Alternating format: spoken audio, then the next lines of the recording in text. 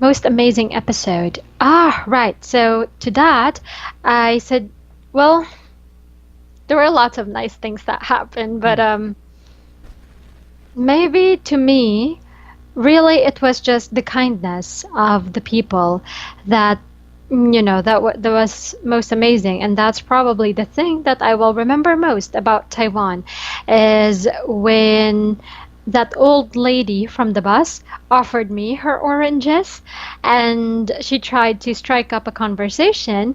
But when she realized that I couldn't speak Chinese, she when we got off the bus, she immediately guided us to the visitor information center because she was worried, I guess, that we were going to get lost or something. It's her gesture that counts, that she brought us there so that the staff from the visitor information center who could speak English could guide us around.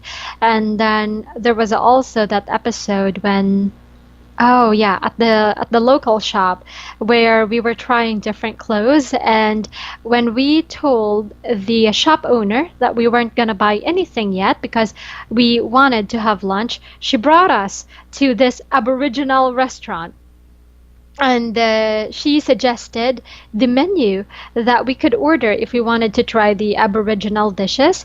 And she had us seated on this table where we could get an amazing view of the waterfall. And then there was also a case in, where was that? Oh, in Taichung City. In Taichung, when we took the taxi to go to the bus station, and we couldn't really understand the driver because he doesn't speak English and we don't speak Chinese. So we just communicated through Google Translate. um, but he was so nice though. All throughout the taxi ride, he was humming a song to himself. Like he was just like, like, well, it's not really talking to us, but it just makes you feel good, I guess, to see someone so happy and so carefree. And then when we arrived at the bus station, we could see that he didn't leave immediately. He stayed in his taxi, but he was, checking on us to see if we got the correct tickets, if we got on the right bus, and only when we started getting on board the bus did he leave. We definitely know that he was, just staying there and checking up on us if we were going to be okay. Okay, and what is your impression? Oh, well, I could give my positive and negative impressions. I mean, of course, no country is perfect, right? So, as far as impressions go, it feels like China with a touch of Japan, to be honest. Like with the food, it's mostly Chinese food, but it's definitely more flavorful. It has that Japanese umami taste in their food. I think it's more flavorful than your typical Chinese food. Transportation system is just as efficient as it is in Tokyo, but it's not as complicated though, and it's not as extensive. The When you go to the station, they have a timer on the platform. So once the train leaves, they flash this announcement saying that the next train will arrive in 3 minutes, and then it will start counting down. 3 minutes, 2 minutes 59, 2 minutes 58, 2 minutes 57, and it's always on time. They also have like just like in Japan, they call it the easy card or yoyoka in Chinese. So it functions very much like the Suica card or the Pasmo card in Japan, and you could also use it to, buy goods at 7-Eleven or pay for other things. And you just add value to it whenever you need it. What else? Those are the things that I like. The efficient transportation system, how nice the people were, how the food is really good, although it's not that expensive. The one thing that maybe I wouldn't say it's extremely negative, but these are just the things that I'm not a big fan of. I guess a lot of them smoke. Yeah, I did notice that a lot of people smoke, and maybe that's just one thing that bothered me because I don't smoke, and smoking in public is banned in the Philippines. So when you walk down the street, it's very, it's rare to see people smoking.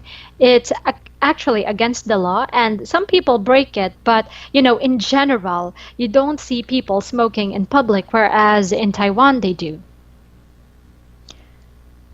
So yeah, maybe that one thing that people smoke, but it's not really against the country though. I mean, that's just, how the people are. Oh, and maybe a little bit about dental hygiene. I mean, of course, especially women, they have very good dental hygiene or oral hygiene, but I guess like for older people, because first things first, they smoke and then they also chew betel nut. Are you familiar with betel nut? No. So this What is it's it? this yeah, it's this small fruit. The older generation in the Philippines still use this too. It's this small fruit that you chew and it turns your teeth reddish orange, and it's supposed to make you feel high. Not that high like taking marijuana or something, but almost like smoking, I guess. Mm. The same kind of high that you experience when smoking. Yeah. And I think, at least in the Philippines in the past, it is believed that chewing betel nut would actually make your teeth stronger. But recent study suggests that that is not the case at all. But this is a part of, the lifestyle of the people. And in the Philippines, it has, I would say, generally disappeared, and only in the most rural communities or like just the really older generation that would still practice the consumption of betel nut. But in Taiwan, they do it in the cities. You see the betel nut shops on the streets of Taipei sometimes. Okay. Yeah, and it's definitely, obvious in the color of their teeth. It's reddish orange. Not only Mm. is it, not very pretty to look at, Mm. but at the same time, sometimes it creates this waste. Like you see I mean, I know that it's biodegradable, so it's not a big deal. It's not like seeing plastic on the side of the streets, Mm. but, I'm just not a big fan of it, I guess. Mm. Okay. I Mm. see. What else? Oh, I see. So in Japan, things and people are very efficient, and at the same time, they are extremely polite. Whereas in Taiwan, people are efficient, but they're not that polite, which could be a good thing or a bad thing depending on your preference. So in Japan, there's a lot of social norms involved. Like there are things that are just expected for you to say. Like for example, receiving gifts. You have to go through this social process of, rejecting the gift at first, right? Like it would be sort of, I don't know, socially awkward if you just like happily accept the gift, like, oh, thank you very much. No, you have to do like, oh, no, no, no, no, it's okay. You don't have to. And of course, in the end, you're going to accept it because it would be rude not to accept the gift. But there's this social practice of rejecting it at first and saying that it's not necessary. Whereas in Taiwan, people are very straightforward. So it depends on your upbringing whether you would like that or not. So, for example, at the shop, if you order something, they will not politely say, oh, yeah, that's a good choice. That is an excellent choice. And then, ma'am, sir, these are your other options, or so and so and so. No, they're just very straightforward with you. They're quite casual. Like, oh, no, no, no, no. Like, they might even argue with you if you don't really. Some people might think that it's quite rude, but for them, it's just being efficient and, being fast. So I wouldn't say that I disliked it. It's just an observation that I have. And then, so that's my impression. Did you have any trouble? Well, I would say that the biggest trouble, well, not sorry, not Taiwan's fault, but more like our fault, is that, well, we couldn't speak Chinese. We couldn't speak the local language. Very few people could speak English. Some, well, road signages are sometimes written in English, but in general, they speak Chinese. Like government offices or like government staff and trained staff could often speak English, like a certain fluency in English. But yeah, especially if you go out of Taipei, you'll have a difficult time if you can't speak Chinese. For us, we depended highly on Google Translate. And, like, for example, even just for the names of the places, I mean, this makes me feel embarrassed, but we took the taxi to go to the airport. And we kept saying, this is how the name of the airport is spelled. Airport. So we would say Taoyuan Airport, Taoyuan. And we hailed the taxi and then we said Taoyuan Airport, and then the taxi driver was like, no, no, like he doesn't understand what that is. So immediately we understood that we are mispronouncing the name of the airport. It just wasn't right. And so, good thing we had internet, because I made sure that we get a local SIM so that we could be connected to the internet. And, we typed it on Google Translate, and there's that feature there in which you could play it. And according to Google Translate, it's pronounced Taoyen, I think. Taoyen. And so when the taxi driver heard that, it's like, okay, okay. It was just sort of funny that way, because we're talking about the same place, but we are definitely not on the same page, because it was a mistake on our part. We couldn't pronounce the name of the place properly. And just luckily for us, we had internet connection. And at the same time, when it really comes to, like important matters, for example, we hired a car to go to Taroko National Park, and I wanted to communicate with the driver to tell her the places that we want to visit. I wanted to tell her that it is necessary for us to go back to the station before 4:30 in the afternoon, because we have a train to catch at 4:40. These are necessary things that must be conveyed to them properly, because it would be so troublesome if we missed the train. Luckily for me, my boyfriend could speak Chinese. I mean, he wasn't with us. He didn't go with us on the trip. He was in Hawaii, but I could call him on the phone when I'm in a really difficult situation. I would call him and then I would ask him to talk to the people for me. And I did that maybe a couple of times. Like when the driver, like the car driver was, going down the road, and I had to tell her to stop and pull the car over so that he could talk to my boyfriend on the phone and he could explain to her what I wanted to say. So I was lucky that I had a contact person, I would say, who could translate things for me when things get difficult. But I could imagine that for other tourists and for other travelers, it might not be that easy.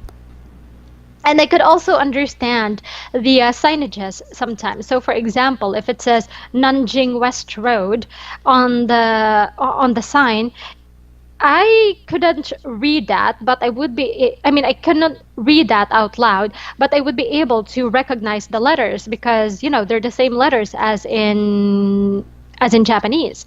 Like the kanji characters for west, for road, they're the same. And so, that's probably it. I mean, I could recognize it even though I cannot read it out loud. So that was also helpful. So for anyone who's thinking of traveling to Taiwan, a certain level of Chinese would be extremely helpful. And if not, then make sure that you've got Google Translate and a good internet connection. The internet connection was also really fast. So that's one thing that I like. Okay. It's really fast, just like Japan.